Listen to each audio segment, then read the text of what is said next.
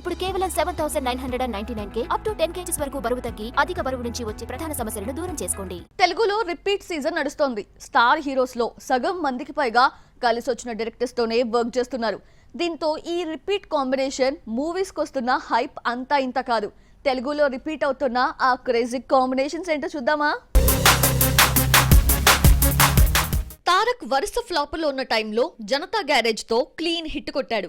ఎన్టీఆర్ కొరటాల కాంబోలో వస్తున్న రెండో సినిమా దేవరాపై చాలా అంచనాలున్నాయి.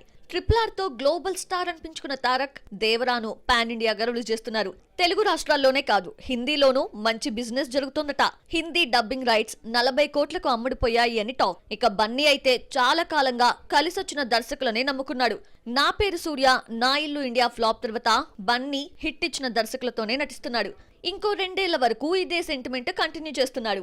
ఆర్యాతో తనకు స్టార్ ఇమేజ్ తీసుకొచ్చిన సుకుమార్ అంటే బన్నీకి ఎంతో అభిమానం. ఈ ఇద్దరి కాంబోలో రెండో సినిమా ఆర్యా 2 ఫ్లాప్ అయినా పుష్పతో మూడోసారి రిపీట్ చేశాడు. పుష్పను మించిన హిట్ కోసం 2 ఏళ్లుగా కష్టపడుతున్నారు. 2024 ఆగస్టు 15న పుష్ప 2 రిలీజ్ అవుతుంది. పుష్ప 3 కూడా ఉంటుంది అంటున్నాడు బన్నీ.